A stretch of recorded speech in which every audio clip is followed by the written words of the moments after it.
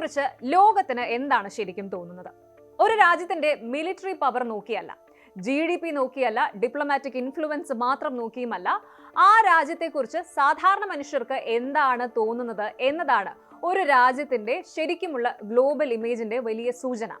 ഇപ്പോൾ ഇന്ത്യയുടെ global image സംബന്ധിച്ച് പുറത്തു വന്നിരിക്കുന്ന ഒരു പുതിയ ഇന്റർനാഷണൽ സർവേ വലിയ ചർച്ചയ്ക്ക് വഴിയൊരുക്കുകയാണ്.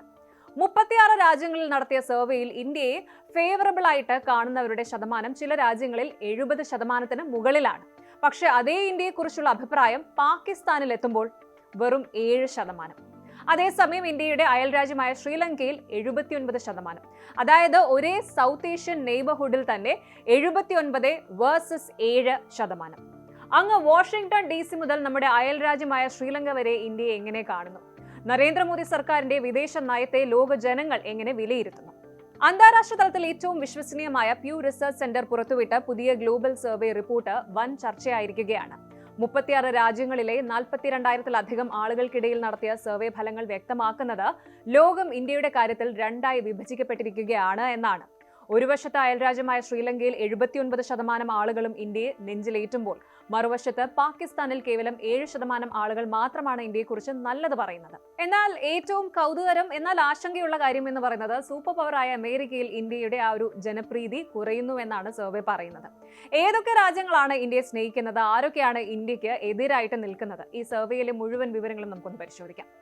ആദ്യമായിട്ട് സർവേയുടെ ആകെ തുക എന്താണ് എന്ന് നോക്കാം. ലോകമെമ്പാടുമുള്ള 36 രാജ്യങ്ങളിൽ നിന്ന് ശേഖരിച്ച കണക്കുകൾ പ്രകാരം 45% ആളുകൾ ഇന്ത്യയോട് അനുകൂലമായിട്ടുള്ള നിലപാടാണ് സ്വീകരിക്കുന്നത്. 41% ആളുകൾ ഇന്ത്യയോട് പ്രതികൂലമായ നിലപാട് പുലർത്തുന്നു.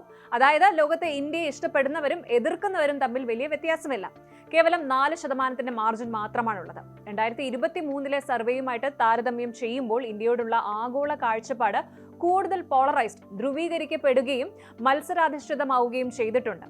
ഈ സർവേയുടെ ഏറ്റവും പ്രധാനപ്പെട്ട കണ്ടെത്തൽ ഇന്ത്യയുടെ അയൽ രാജ്യങ്ങളിലെ വിരുദ്ധമായ കാഴ്ചപ്പാടുകളാണ്. സർവേയിലെ ഏറ്റവും ലാർജസ്റ്റ് ആയിട്ടുള്ള സർപ്രൈസ് എന്ന് പറയണം നമ്മുടെ തൊട്ടടുത്തുള്ള ശ്രീലങ്കയാണ്. ശ്രീലങ്ക സർവേയിൽ പങ്കെടുത്ത ശ്രീലങ്കൻ ജനതയുടെ 79% ആളുകളും ഇന്ത്യയെ പോസിറ്റീവായിട്ട് കാണുന്നു. 2024 14 പോയിന്റിന്റെ വർധനവാണ് ഇതിലുണ്ടായത്. സാമ്പത്തിക പ്രതിസന്ധിയുടെ സമയത്ത് ഇന്ത്യ നൽകിയ ശതകോടികളുടെ സഹായവും നയതന്ത്ര പിന്തുണയുമാണ് ഇതിന് കാരണം.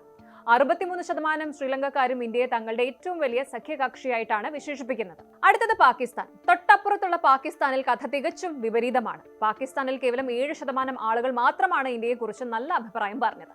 സർവേ നടത്തിയ 36 രാജ്യങ്ങളിൽ ഏറ്റവും കുറഞ്ഞ റേറ്റിംഗ് പാകിസ്ഥാനിൽ നിന്നാണ്. അടുത്തത് ബംഗ്ലാദേശ്. തൊട്ടടുത്തുള്ള ബംഗ്ലാദേശിൽ സർക്കാരുകൾ മാറിയതോടെ ഇന്ത്യയുടെ ജനപ്രീതിയിൽ കുറവുണ്ടായിട്ടുണ്ട്. മുൻപ് ഭൂരിപക്ഷം ആളുകളും ഇന്ത്യയെ പിന്തുണച്ചിരുന്നുവെങ്കിൽ ഇപ്പോൾ അത് 45% താഴെയായിട്ട് കുറഞ്ഞു.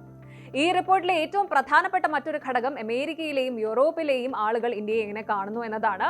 അമേരിക്കൻ വീക്ഷണം നോക്കുമ്പോൾ അമേരിക്കയിലെ ആളുകളിൽ 50% പേരും ഇന്ത്യയോട് പ്രതികൂല നിലപാടാണ് കാണിക്കുന്നത്. 45% ആളുകൾ മാത്രമാണ് അനുകൂലമായിട്ട് സംസാരിച്ചത്. 2008 ശേഷമുള്ള ഏറ്റവും കുറഞ്ഞ റേറ്റിംഗ് ആണിത്. ഇവിടെ മനോഹരമായ ഒരു രാഷ്ട്രീയ വിഭജനമുണ്ട്. അമേരിക്കയിലെ ലിബറലുകൾ അഥവാ ഡെമോക്രാറ്റുകളിൽ 54% പേരും ഇന്ത്യ അനുകൂലിക്കുന്നുണ്ട്. എന്നാൽ കൺസർവേറ്റീവുകൾ അഥവാ റിപ്പബ്ലിക്കൻസിൽ 42% മാത്രമാണ് ഇന്ത്യയോട് അനുകൂല നിലപാട് എടുക്കുന്നത്. ഇനി യൂറോപ്പിലേക്കും ആഫ്രിക്കൻ രാജ്യങ്ങളിലേക്കും വരുമ്പോൾ യൂറോപ്പിൽ ഇന്ത്യയുടെ ഇമേജ് കൂടുതൽ മെച്ചപ്പെട്ടിട്ടുണ്ട്. ഇനി UK-യും കെനിയയും നോക്കുമ്പോൾ 70% ആളുകൾ ഇന്ത്യയെ പോസിറ്റീവായിട്ട് കാണുന്നുണ്ട്. ജർമ്മനി, ഫ്രാൻസ്, ഇറ്റലി, സ്വീഡൻ എന്നീ രാജ്യങ്ങളിലും ഭൂരിഭാഗം ജനങ്ങളും ഇന്ത്യയോട് അനുകൂല സമീപനമുള്ളവരാണ്. ജർമ്മനിയിൽ അനുകൂല തരംഗം 63% ഉയർന്നിട്ടുണ്ട്. ഇസ്രായേലും തായ്ലൻഡും നോക്കുമ്പോൾ ഇസ്രായേലിലും തായ്ലൻഡിലും ഇന്ത്യയുടെ പ്രതിച്ഛായ വളരെ ശക്തമാണ്. ഇസ്രായേലിലെ വലതുപക്ഷ പാർട്ടിക്കാർക്കിടയിൽ 68% ആളുകളും ഇന്ത്യയെ പിന്തുണയ്ക്കുന്നു. എന്നാൽ ചില പ്രധാന മേഖലകളിൽ ഇന്ത്യക്ക് വലിയ തിരിച്ചടികൾ നേരിടേണ്ടി വന്നിട്ടുണ്ട്. അത് ഒന്ന് തുർക്കിയാണ്. കേവലം 15% ആളുകൾ മാത്രമാണ് തുർക്കിയിൽ ഇന്ത്യയെ അനുകൂലിക്കുന്നത്. 80%-ലധികം ആളുകളും പ്രതികൂല നിലപാടാണ്. ഇനി വെസ്റ്റ് ബാങ്കും ഈസ്റ്റ് ജെറുസലേമും ഉണ്ട്. പലസ്തീൻ മേഖലകളിൽ കേവലം 18% ആളുകൾ മാത്രമാണ് ഇന്ത്യയോട് മമത കാണിക്കുന്നത്. ഗാസ വിഷയത്തിലെ ഇന്ത്യയുടെ നയതന്ത്ര നിലപാടുകളാണ് ഇതിന് കാരണമെന്ന് കരുതപ്പെടുന്നു. അടുത്തത് സൗത്ത് കൊറിയയിലേക്ക് വരുമ്പോൾ ഏഷ്യൻ ശക്തിയായ സൗത്ത് കൊറിയയിൽ മുൻപ് 59% ഉണ്ടായിരുന്ന ഇന്ത്യയുടെ ജനപ്രീതി 44% കൂപ്പുകുത്തിയിട്ടുണ്ട്. ഇനി ലാറ്റിൻ അമേരിക്ക, അതായത് ബ്രസീൽ, മെക്സിക്കോ, അർജന്റീന തുടങ്ങിയ രാജ്യങ്ങളിലും വലിയൊരു വിഭാഗം ആളുകൾക്ക് ഇന്ത്യയെക്കുറിച്ച് നിഷ്പക്ഷമായിട്ടോ അല്ലെങ്കിൽ പ്രതികൂലമായിട്ടോ ഉള്ള അഭിപ്രായമാണ് ഉള്ളത്. ചുരുക്കത്തിൽ പറഞ്ഞാൽ G20 ഉച്ചകോടിയും സാമ്പത്തിക വളർച്ചയും വഴി വിശ്വഗുരു എന്ന പേര് വഹിച്ച് മുന്നേറുന്ന ഇന്ത്യക്ക് ആഗോള പൊതുജന വികാരത്തിൽ ചില വെല്ലുവിളികൾ നിലനിൽക്കുന്നുണ്ട് എന്നാണ് പ്യൂ സർവേ ഓർമ്മിപ്പിക്കുന്നത്. യൂറോപ്പിലും ഗ്ലോബൽ സൗത്തിലും ഇന്ത്യ സ്വാധീനം ശക്തമാക്കുമ്പോഴും അമേരിക്കയിലും ഏഷ്യ പസഫിക് മേഖലയിലും ചില രാജ്യങ്ങളിലെ പ്രതികൂല തരംഗം പരിഹരിക്കാൻ ശക്തമായ സോഫ്റ്റ് പവർ നയതന്ത്രം ഇനി ഇന്ത്യക്ക് അത്യാവശ്യമാണ്. കൂടുതൽ വാർത്തകൾക്ക് news 18 Keralam YouTube channel subscribe ചെയ്യുക.